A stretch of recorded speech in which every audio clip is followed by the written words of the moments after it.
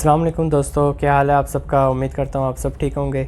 आज की वीडियो जो मैं बनाने जा रहा हूँ अपने थंबनेल में देख ली होगी, what is chilled water pump. ठीक है, आज हम बात करेंगे डिटेल से चिल्ड वाटर पम्प क्यों यूज़ करते हैं और जो पैनल है इलेक्ट्रिकल पैनल में वो मैं आपको दिखाऊंगा, उसकी VFDs और उसमें कौन से कनेक्शंस यूज़ हो रहे थे हमारे पास, मैं सारा आपको दिखाऊंगा आज। ठीक है, तो चलिए वीडियो को शुरू करते हैं। जाने से पहले दोस्तों मेरे चैनल को सब्सक्राइब कर लें और वीडियो अच्छी लगे तो उसको लाइक भी कर दें। और जैसा कि आपको पता है कि मैं इधर दुबई में जॉब करता हूँ और मैं चाहता हूँ कि इधर का जितना भी इक्विपमेंट है, जो फंक्शन है, वो सारा मैं आप लोगों को एक एक मरतबा वीडियोस बनाकर दिखा दूँ एटलीस्ट, ताकि जब कभी आप इंटरव्यूज़ दें तो आपको पता हो कि इधर कैसा इक्विपमेंट यूज़ हो रहा है। क्योंकि जो भी फ्रेश बंदा आता है उसको यही बोला जाता है कि आपको UAE का एक्सपीरियंस नहीं है, तो इसलिए जॉब इजीली नहीं मिलती। तो एटलीस्ट आप लोगों ने सारे इक्विपमेंट देखे होंगे, थोड़ा बहुत नॉलेज जितना मैं छोटी छोटी वीडियोस में दे देता हूँ, जो मैं एक्सप्लेन करता हूँ, इतना ही अगर आपको हाउ नाउ हो जाएगी हर चीज़ की, तो आप अच्छे इंटरव्यूज़ दे सकेंगे और आपको अच्छी जॉब्स मिलेंगी। ठीक है, तो इसलिए चैनल को सब्सक्राइब करें और वीडियोस को लाइक करें। कोई अगर आपको क्वेश्चन होता है तो आप कमेंट्स में मेंशन कर सकते हैं। मुझे ज़्यादा टाइम नहीं मिलता, बट ये है कि जब मिलेगा तो मैं ज़रूर रिप्लाई करूँगा। और वीडियोस भी मैं काफ़ी अर्से बाद डालता हूँ, तो ये है कि आप इसको लाजमी सब्सक्राइब रखें ताकि जो वीडियोस मैं डालता हूँ एटलीस्ट वो मिस ना हो आपसे। ओके, चलिए ठीक है, वीडियो को शुरू करते हैं। दोस्तों मैं प्लांट रूम के अंदर आ चुका हूँ, बट यहाँ पर पंप का शोर बहुत है, इसलिए आवाज़ थोड़ी सी कम आएगी। तो सबसे पहले हम ये देखते चलते हैं इसका इलेक्ट्रिकल पैनल। ये हमारे पास 3 चिल्ड वाटर पंप है यहाँ पर। ठीक है, और ये पंप नंबर 1 और पंप नंबर 2 है, और उसके अलावा ये पंप नंबर 3 है। तो सबसे पहले हम इसकी बात करते जाएंगे। मैं आपको सारा एक्सप्लेन करूंगा कि ये इंडिकेटर किस किस चीज़ के हैं, और ये सिलेक्टर स्विच, एम्पेयर मीटर, और ये नीचे ये क्या चीज़ लगी हुई है। ठीक है, मैं आपको सारा ओपन करके भी दिखाऊंगा। सबसे पहले हम इसका यहाँ से पावर देखते हैं। तो दोस्तों सबसे पहले देखें, हमारी पावर यहाँ से इन होती है, जिस तरह कि आप ऊपर केबल ट्रे से देख रहे हैं। ये जो सबसे मोटी वायर है ये इनपुट है इसकी। ठीक है, और बाकी जो है आउटगोइंग है। तो ये हमारी सबसे पहले वायर आ गई हमारा मेन आइसोलेटर पे। ठीक है, ये हमारा आइसोलेटर है। ये जो प्रॉब है ये हमारे इधर लग जाती है जब हमारा डोर क्लोज होता है। ठीक है, और बाहर इसका ये हैंडल है। सही है, तो ये आइसोलेटर की प्रॉब है। उसके बाद दोस्तों ये नीचे बस बार आ जाती है। ठीक है, जैसे कि आप देख रहे हैं RYB। ठीक है, ये 3 बस बार हो गई हैं। न्यूट्रल यहीं पर ख़त्म हो जाती है। ठीक है, ख़त्म नहीं होती, मेंस के पंप को न्यूट्रल नहीं चाहिए होती, इसलिए यहाँ से कोई मेन वायर्स आगे नहीं जा रही। ठीक है, फिर हमारा ये RYB आता है 3 बस बार में। ठीक है, जिस तरह के आप देख रहे हैं कि ये आइसोलेटर से बस बार डायरेक्ट निकल रही है। ठीक है, एक ये इस सिटी के ऊपर है जो कि ब्लू बस बार के साथ अटैच हो गई है। इसी तरह इस साइड से देखेंगे तो वो आइसोलेटर से निकल के यहाँ से रेड बस बार में जा रही है। ठीक है, और इसके बैक साइड से वो जो सेंटर से बस बार जा रही है वो हमारी येलो बस बार के साथ अटैच हो गई। ठीक है, तो दोस्तों अभी यहाँ से आप देख रहे हैं इधर से भी 3 वायर्स निकल रही हैं, ब्लू की, येलो की भी और रेड की भी। वो वायर्स कहाँ पे जा रही हैं, वो ये 3 निकल रही हैं ना। तो ये समझ लें कि ये R, Y और B ये पंप 1 की होगी, फिर ये सेकंड वाली पंप नंबर 2 की होगी, और ये पंप नंबर 3 की होगी। ठीक है, ये 3 वायर्स उनकी निकल गई। वो सबसे पहले हमारी यहाँ से वायर्स आउट होकर सबसे पहले हमारी इसमें आती है। ठीक है, आपको मैं बताता चलूँ कि ये ब्रेकर ही है। ठीक है, ये कोई आइसोलेटर नहीं है, ये ब्रेकर है। आपने इस शेप के शायद ब्रेकर कम ही देखे होंगे। नॉर्मल ब्रेकर्स तो इस टाइप के आपको नज़र आते हैं, या दूसरा MCCB की तरह के होते हैं। तो ये भी एक ब्रेकर है। ठीक है, ये कहाँ पे लगते हैं, ये बड़े बड़े पंप्स के साथ ज़्यादा यूज़ होते हैं। इसका नाम क्या है, इसका नाम है MPCB। ठीक है, MPCB इसे कहते हैं। एम से मोटर, पी से प्रोटेक्शन, सी से सर्किट और बी से breaker. Motor, protection, circuit, breaker. ये मोटर पावर का सर्किट ब्रेकर है। ये दोस्तों ट्रिप भी होता है, ऑन ऑफ भी। इसके अगर आप देखेंगे तो ये लिखा हुआ है ट्रिप, ठीक है।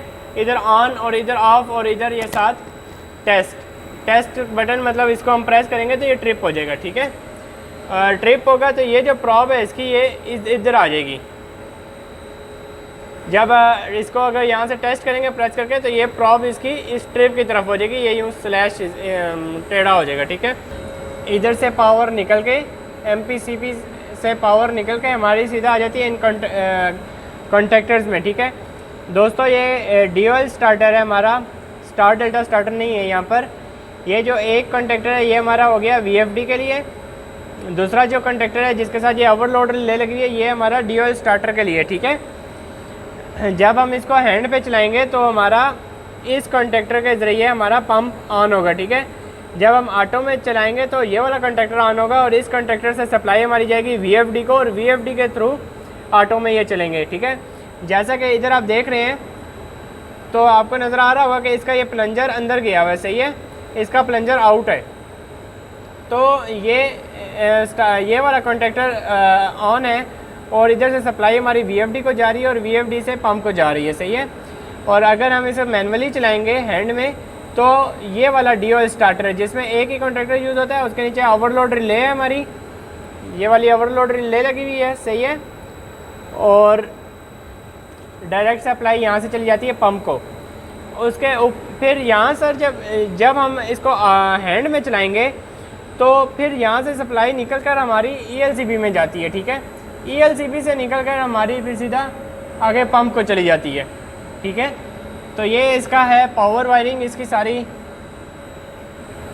ये साइकिल आपको समझ आ गया होगा।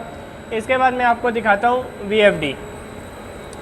दोस्तों ये जो रिलेज लगी हुई है ये रिलेज सारी इसीलिए लगी हुई है कि पंप को जो हम हैंड में करेंगे, ऑटो में करेंगे और कुछ सिग्नल देंगी BMS में ऑन ऑफ के, ठीक है। ये सारे हमने नॉर्मली ओपन, नॉर्मली क्लोज, हमें जो जितने यूज़ होते हैं उस हिसाब से हम रिलेज लगाते रहते हैं और उनकी प्रोग्रामिंग करते हैं। ये वाली चीज़ आपको आहिस्ता आहिस्ता समझ में आएगी जब मैं ड्राइंग समझाना शुरू करूँगा और स्टार्टर को मज़ीद समझाऊँगा। तो ये हमारे पास आ जाता है VFD का पैनल। ओके, ये देखें दोस्तों, ये हमारी VFDs लगी हुई हैं, इतनी बड़ी बड़ी ये VFD लगी हुई है यहाँ पर, ठीक है। ये कौन सा ब्रांड है? साइमंस की यहाँ पर ये VFD लगी हुई है, ठीक है। और अभी जिस तरह के आप देख रहे हैं ये पंप हमारा चल रहा है 34 फ्रीक्वेंसी के साथ, 33-34 के साथ। ये यहाँ पे इसकी सेट की हुई है फ्रीक्वेंसी हमने, ठीक है, उसी हिसाब से उतनी फ्रीक्वेंसी से चल रहा है। ये जो हमारा पंप नंबर 2 चल रहा है वो ये इतनी करंट ले रहा है, सही है। और ये हमारा पंप नंबर 1 ऑफ है, सही है।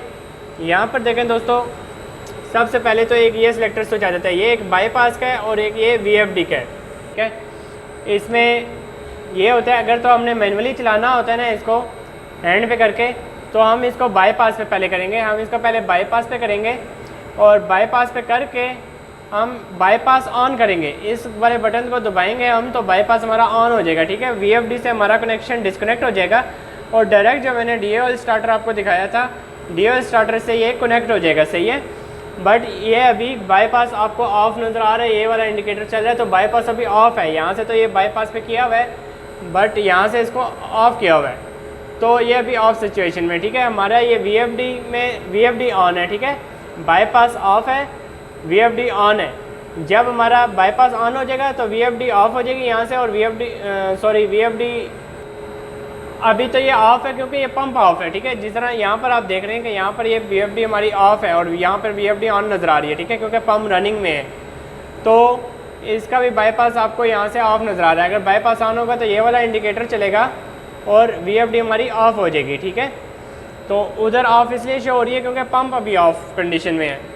तो ये वाले बटन आपको नज़र आ गए दोस्तों। इसका हैंड में चलाने का तरीका क्या होता है, जहाँ पे भी आपको बाईपास वाला ऑप्शन नज़र आए तो बाईपास वाला जो ऑप्शन हमारे पास होता है वो होता है मैनुअली ऑपरेट करने के लिए, ठीक है। पहले हमने उधर से बाईपास में रखना है और यहाँ से फिर बाईपास ऑन करना है। यहाँ से बाईपास ऑन करेंगे, ये वाला इंडिकेटर हमारा बाईपास ऑन का चल जाएगा, ठीक है। उसके बाद इस सेलेक्टर स्विच को हैंड में डालेंगे, दूसरी तरफ करेंगे तो पंप हमारा डायरेक्ट ऑन हो जाएगा, सही है।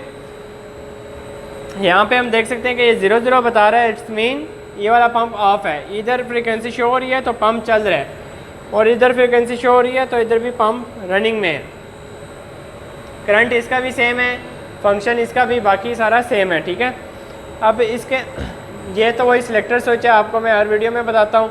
ये अभी बी फेज़ का करंट शो कर रहा है, ये हमें फिर अभी वाई का कर रहा है, और इधर हम करेंगे तो आर फेज़ का हमें ये करंट शो करेगा, ठीक है। उसके बाद VFD का दोस्तों सिंपल है, उधर से हमारी सप्लाई जो मैंने आपको बताया था उस पैनल से हमारी सप्लाई निकल कर इसमें आ जाती है, और इधर से सप्लाई हमारी VFD को जाती है, और VFD ऑपरेट होती है हमारी, और यहीं से हमारी आउट निकल कर सीधा पंप को चली जाती है, ठीक है। इसका ये इतना सही है मसला। अब मैं आपको दिखाता हूँ चिल्ड वाटर पंप। दोस्तों चिल्ड वाटर पंप से पहले मैं आपको एक जाते जाते ये दिखा दूँ। दोस्तों ये जो हमारा पैनल है ये हमारा DDC पैनल है, BMS को कमांड भेजने के लिए, ठीक है। इसमें आप देख रहे हैं कि हमारा पंप नंबर 2 और पंप नंबर 3 चल रहा है, तो उसके लिए रिलेज ऑन है, ठीक है।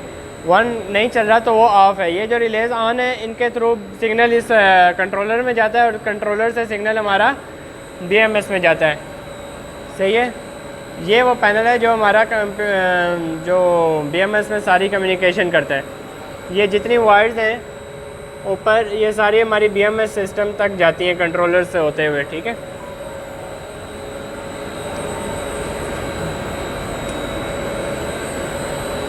ओके दोस्तों ये हमारे चिल्ड वाटर पंप हैं। सबसे पहले तो इसका फाउंडेशन देखें, ये नीचे आपको गैप नज़र आ रहा है। ये गैप इसलिए मैं थोड़ा सा दूर खड़े होकर वीडियो बनाता हूँ ताकि आप लोगों को थोड़ा वॉइस आ जाए। दोस्तों ये देख रहे हैं आप, इनके चारों तरफ स्प्रिंग लगाए हुए हैं, शॉक बनाए हुए हैं, ठीक है। ये और नीचे आपको गैप नज़र आ रहा है इसके, ठीक है। इसका फाउंडेशन के नीचे गैप रखा हुआ है, वो क्यों? ताकि जो पंप की वाइब्रेशंस है वो डायरेक्ट फ्लोर पे वो ना इफेक्टिव ना हो, फ्लोर डैमेज ना हो, उसके लिए एक शॉक लगाए हुए हैं 4 जो वाइब्रेशंस को ऑब्जॉर्व करेगा, और जो है वो डैमेजेस और इसका इम्पेलर और शाफ्ट वगैरह वहाँ से कुछ भी वाइब्रेशंस की वजह से कुछ डैमेजेस ना हो, ठीक है। इस वजह से इसका फाउंडेशन हमेशा इस तरह बनाते हैं। दोस्तों जिस जगह पे ये चीज़ नहीं होती उधर फॉर एग्जांपल अगर ये पंप हमने रूफ़ के ऊपर लगाए हुए हैं, ठीक है, और हम ये फाउंडेशन नहीं बनाएंगे तो हमें गड़ की आवाज़ आएगी, वाइब्रेशंस का साउंड आएगा हमें, ठीक है। तो उसके लिए ये फाउंडेशन बनाना ज़रूरी होता है, ये स्प्रिंग शॉक लगाना ज़रूरी होता है, क्योंकि ये साउंड एक तो नॉइज़ नहीं क्रिएट करेगा, दूसरा डैमेजेस नहीं होगा। वाइब्रेशंस आपको पता है कि ज़रा सी अगर वाइब्रेशंस ज़्यादा हो जाएगी पंप में तो एक तो ये स्क्रूज़ वगैरह सारे ओपन हो जाएंगे, दूसरा इसका इम्पेलर जो उधर मैकेनिकल शाफ्ट है और इसके बीच में जो कपलर लगा हुआ है, ये वाला हमारा पंप ऑफ है। मैं इसके बीच में आपको दिखाता हूँ।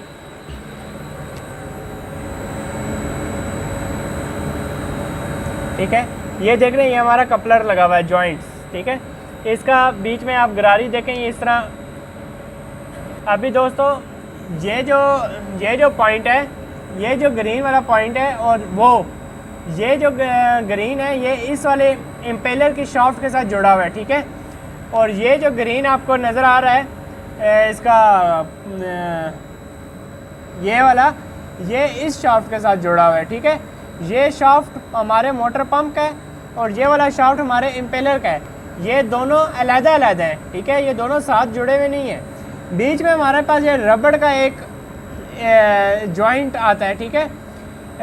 ये जो ये गेयर टाइप बना हुआ है, इधर से ये वो रबड़ का उसके अंदर चला जाता है और इधर से इस साइड वाले शाफ्ट के अंदर चला जाता है, ठीक है। तो ये रबड़ जो है दोनों इम्पेलर और हमारे पंप को आपस में जोड़ता है, ठीक है। और ये रबड़ कुछ अर्से बाद चलने, अगर वाइब्रेशन ज़्यादा होगा तो ये रबड़ जल्दी डैमेज होगा और जो है जो इसके बैरिंग ख़राब हो सकते हैं, ठीक है। वाइब्रेशंस को ऑब्जॉर्व करने के लिए, ख़त्म करने के लिए हम लोग ये फाउंडेशन में स्प्रिंग लगाते हैं, सही है। और दोस्तों देख लें सबसे पहले इसके इनलेट में हमारे पास क्या क्या चीज़ें आती हैं। वो तो हमारी रिटर्न लाइन आ गई, ठीक है। रिटर्न लाइन वो कहाँ से आ रही है, बिल्डिंग का AHU का जो जितना भी है FAHU का जो रिटर्न वाटर है वो पहले हमारे हीट एक्सचेंजर में जाता है, जैसा कि मैंने आपको लास्ट वीडियो में दिखाया था। हीट एक्सचेंजर से पानी ठंडा होता है, ठंडा होकर पानी यहाँ पर आता है। बिल्डिंग से जब पानी वापस आएगा वो इन लाइन से वापस आएगा, ठीक है। इन लाइन से वो वापस आएगा और जो है ये हीट एक्सचेंजर में जाएगा। इस हीट एक्सचेंजर में जाकर वापस जो है यहाँ से ठंडा होकर निकल कर और ये हमारे पंप को वापस मिल जाएगा, ठीक है। यहाँ पर आके सबसे पहले हमारा ये हेडर है। हेडर में पानी आता है ठंडा। उसके बाद यहाँ पे सबसे पहले हमारे पास गेट वाल्व आ जाता है, ठीक है। ये इनलेट है। इनलेट में सबसे पहले हमारे पास गेट वाल्व है, उसके बाद स्टेनर है। उसके बाद जो लाइन है हमारा वो डायरेक्ट इम्पेलर में चला जाता है। इधर प्रेशर स्विच, प्रेशर गेज और थर्मल गेज भी लगी होती हैं। जब वहाँ से पानी हमारा आउट होता है तो उधर एक हमारे पास प्रेशर गेज आती है और पानी सीधा जाकर उधर फिर हमारे पास एक गेट वाल्व आता है, ठीक है। और पानी सीधा हमारा चला जाता है बिल्डिंग में, सही है दोस्तों। ये जो वायर्स हैं ये हमारी उसी कंट्रोल पैनल से आ रही हैं जो मैंने आपको अभी दिखाया है। ये एक पंप के लिए एक वायर है, उस पंप के लिए वो दूसरी अलग है, तीसरे पंप के लिए अलग है, ठीक है। अब और इसमें क्या चीज़ है,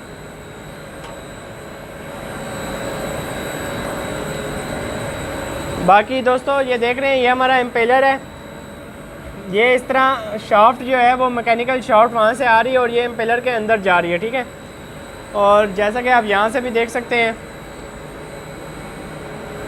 ठीक है। ये हमारा हो गया इम्पेलर। ये बस पंप हमारा चलता है, यहाँ से पानी आता है, ये घूमता है और पंप को पानी को बूस्ट करके आगे भेज देता है, ठीक है। तो बस यही पंप का फंक्शन है, चिल्ड वाटर पंप का, सही है। चलिए दोस्तों अब मैं आपको थोड़ा सा ड्राइंग में समझाता हूँ कि हमारा बिल्डिंग में चिल्ड वाटर किस तरह सर्कुलेट होता है। ओके दोस्तों, ये देखें, ये मैंने छोटी सी डायग्राम बनाई है आपके लिए चिल्ड वाटर सर्कुलेशन की, ठीक है। इसमें जस्ट एक सिंपल सा मैं कॉन्सेप्ट आपको थोड़ा सा बताऊंगा कि चिल्ड वाटर किस तरह बिल्डिंग में सर्कुलेट होता है। ये देखें, एक तो हमारा ये चिल्ड वाटर है, ठीक है। एक ये चिल्ड वाटर है, ये वो चिल्ड वाटर है जो बाहर से आता है। जिस तरह मैंने आपको बताया था, इधर एम्पावर कंपनी एक है और इमीकोल, इसी तरह ये कंपनीज क्या करती हैं, ये अपने पास चिल्लर लगाती हैं, ठीक है। इनके पास चिल्लर होता है और उधर से ये पानी ठंडा करके हमें ठंडा पानी, cold water, chilled water supply करते हैं, ठीक है। अब ये देखें, ये तो बाहर से आ रहा है, इसको तो करते हैं बंद, ठीक है। यहाँ से ये चिल्ड वाटर हमारा आया हमारे हीट एक्सचेंजर तक, ठीक है। हीट एक्सचेंजर से जो आगे जो पानी चल रहा है ये हमारे बिल्डिंग का वाटर है, ठीक है। ये वाला जो चिल्ड वाटर है ये सारा हमारा बिल्डिंग का चिल्ड वाटर है, ठीक है। अभी देखें, ये यहाँ पर क्या होता है हीट एक्सचेंजर में, ये आपको मैंने लास्ट वीडियो में बताया था कि यहाँ पर पानी कैसे ठंडा होता है। इनका चिल्ड वाटर आता है, इधर प्लेट्स होती हैं, ठीक है, यूँ सीधी सीधी प्लेट्स होती हैं, सही है। एक प्लेट में एम्पावर का चिल्ड वाटर रहेगा तो दूसरी प्लेट में हमारा पानी सर्कुलेट होगा, तो ये प्लेट को ठंडा कर देगा। उस ठंडी प्लेट के साथ जब हमारा इधर से हॉट वाटर या वो टच होगा तो वो ठंडा हो जाएगा, सही है। और फिर जो है वो कोल्ड वाटर बनकर निकलेगा यहाँ से बाहर। तो इस तरीके से यहाँ पर हीट एक्सचेंज होती है, ठीक है। ये तो मैंने आपको लास्ट वीडियो में डिटेल से समझाया, वो 3D एनिमेशन की वीडियोस भी उसमें मैंने इंसर्ट की थी, आप वो देख सकते हैं। अब देखें, यहाँ से हमारा पानी, ये जो बिल्डिंग का रिटर्न पानी आता है, ठीक है, FAHU, AHU, FCU वगैरह से जितना भी हमारा लोड होता है, वहाँ से जब पानी निकलता है तो वो गर्म हो जाता है, ठीक है। वो गर्म पानी हमारा सबसे पहले आता है हीट एक्सचेंजर में। हीट एक्सचेंजर से पानी वो ठंडा होके और वापस जाता है, ठीक है। ये पानी हमारा यहाँ पे आया, FAHU और AHU, FCU से निकलकर ये जो निशान होता है दोस्तों, इसका मतलब होता है कि ये कंटिन्यू, मतलब बीच में चल रहा है, ठीक है। जो हम एक वर्ड सेंटेंस लिख कर हाई लिख कर आगे यूँ करते हैं ना, मतलब कि लिख देते हैं डॉट डॉट डॉट के कंटिन्यू है, तो ये बीच में कंटिन्यू है, मतलब जितना भी लोड हो, ठीक है। सारों से निकल कर तो एट द एंड एक लाइन में आएगा, ठीक है, मेन लाइन में, वो रिटर्न लाइन में, रिटर्न लाइन से आएगा। सबसे पहले हमारा इस हीट एक्सचेंजर में भी चला जाएगा। जितने हीट एक्सचेंजर लगे होंगे वो हम डिपेंड करता है हमारा कैपेसिटी का, चिल्ड वाटर HVAC प्लांट की कैपेसिटी में, ठीक है। तो हमारे पास 2 लगे हुए हैं, इसलिए मैंने यहाँ पे 2 ही बनाए हैं। तो ये इंसर्ट हो गया हीट एक्सचेंजर के अंदर, और यहाँ से हमारा टेम्परेचर डाउन होकर चिल्ड वाटर आउट हो गया, ठीक है। यहाँ से ये हमारा निकला चिल्ड वाटर, और फिर जिस तरह मैंने आपको वीडियो में दिखाया कि ये हमारे पंप बेसमेंट में है, ठीक है। अगर तो दोस्तों ये हमारा सिस्टम रूफ में होता तो शायद इस लोकेशन पे चिल्ड वाटर पंप ना होता, किसी और लोकेशन पे चिल्ड वाटर पंप होता, ठीक है। अभी हमारी जो बिल्डिंग का सिस्टम है जो मैंने आपको दिखाया है इस वीडियो में, जो वो है बेसमेंट में लगे हुए हैं। चिल्ड वाटर भी हमारा बेसमेंट में है, हीट एक्सचेंजर, तो चिल्ड वाटर पंप भी हमारे बेसमेंट में लगे हुए हैं, ठीक है। वहाँ से चिल्ड वाटर जब आता है पंप के पास, तो चिल्ड वाटर पंप जो है उस पानी को बूस्ट करके आगे भेजते हैं, ठीक है। तो वो फिर हमारा लोड में जाता है पानी, सारे लोड में हमारा पानी चिल्ड वाटर जाता है। और आपको पता है कि यहाँ पर फिर अंदर क्या होता है, कॉइल होती है, ठीक है। हर लोड के अंदर कॉइल्स होती हैं, ठीक है। AHU के अंदर भी कॉइल होती है, FAHU के अंदर भी होती है, और FCU के अंदर भी कॉइल होती है, सही है। तो ये कॉइल से जब पानी गुजरता है तो पानी गर्म होता रहता है, ठीक है। जब यहाँ पर पहुँचता है तो काफ़ी डिफरेंस उसमें आ जाता है, ठीक है। तो यहाँ से फिर वो हॉट वाटर बनकर हेडर में जाता है, और हेडर से फिर मेन लाइन से होता होता वो वापस हीट एक्सचेंजर तक पहुँचता है, ठीक है। तो ये सिंपल सा ही सर्कुलेशन है दोस्तों, इसमें कुछ लॉजिक बड़ी साइंस नहीं है, सिंपल बस ये वाटर यहीं से सर्कुलेट होता है। यहाँ से हॉट वाटर निकलेगा, वापस हीट एक्सचेंजर में जाएगा, उधर से ठंडा होकर निकलेगा, फिर इधर से चिल्ड वाटर पंप के जरिए फिर बूस्ट होकर हमारे लोड पे आएगा, वहाँ से दोबारा निकलकर यही साइकिल हमारा चलता रहेगा, ठीक है। अभी इनके बीच में क्या क्या इक्विपमेंट लगा, क्या क्या एसेसरीज लगी होती हैं, वो मैंने आपको वीडियो में दिखाई भी थी। फॉर एग्जांपल ये इनलेट है, सॉरी वो चिल्ड वाटर पंप का मैंने आपको दिखाया था। पंप का जो ये मेन लाइन जब इन होती है तो यहाँ पर एक गेट वाल्व इन्होंने लगाए होते हैं, स्टेनर लगाया होता है, टेम्परेचर गेज लगाई होती है, और थर्मामीटर लगाया होता है, ठीक है, थर्मल गेज लगाई होती है, सही है। तो ये चीज़ें लगी होती हैं। इसी तरह आउट में भी गेट वाल्व वगैरह और ये चीज़ें हमने लगाई होती हैं, सही है। तो बाकी आपने वीडियोस में देख लिया है। तो ये मेन कंसेप्ट होता है कि अभी देखें यहाँ पर अगर तो एम्पावर नहीं है, ठीक है, अगर बिल्डिंग में चिल्लर हैं तो ये वाला पानी चिल्लर से ठंडा होगा, चिल्लर से पानी ठंडा होगा। चिल्लर में क्या होता है, चिल्लर में फिर आपको उसके लिए तो फिर एक अलग वीडियो में बनाऊंगा, आपको पता होगा कि उसमें जो है रेफ्रिजरेंट के थ्रू हमारा पानी ठंडा होता है। इसमें और भी टाइप्स के चिल्लर होते हैं, इसी तरह वाटर कोल्ड चिल्लर, एयर कोल्ड चिल्लर, सेंट्रीफ्यूगल चिल्लर, अब्जॉर्प्शन चिल्लर, ठीक है। तो वो डिफरेंट उसकी अलग वीडियो बनाऊंगा। तो इधर से चिल्लर पानी को ठंडा करेगा, और उस ठंडे पानी से हमारा हीट एक्सचेंजर में जाएगा वो ठंडा पानी, और वो हमारे बिल्डिंग वाले पानी को ठंडा करेगा, ठीक है। तो ये ज़रूरी नहीं है कि चिल्लर के साथ हमेशा हीट एक्सचेंजर लगे हों, चिल्लर डायरेक्ट भी पानी फीड करता है बिल्डिंग को, ये डिपेंड करता है बिल्डिंग की सिचुएशन पे, ठीक है। आपने ये याद रखना है, यहाँ पर ये वाला पानी अलग है और ये वाला पानी अलग है। ये हमारी बिल्डिंग का चिल्ड वाटर है, और ये जो बाहर से हमें आता है या चिल्लर से जो पानी आता है, सही है। हीट एक्सचेंजर जहाँ पे भी लगा होगा वो पानी को मिक्स नहीं होने देगा, वो पानी को डिवाइड करेगा, ठीक है, अलग-अलग ही रखेगा, सही है। तो यही थी दोस्तों आज की वीडियो, यहाँ पर वाइंड अप करते हैं। वीडियो अच्छी लगी तो लाइक कर देना और चैनल को सब्सक्राइब कर देना। जो आपके क्वेश्चन हो आप ज़रूर मेंशन करें कमेंट्स में। तो अक्सर के बाद जो है बहुत सारी चीज़ें माइंड में होती हैं, बतानी होती हैं, पर वीडियो बनाते वक्त वो माइंड से निकल जाती हैं, बाद में याद आती हैं कि यार ये बात भी बतानी चाहिए थी।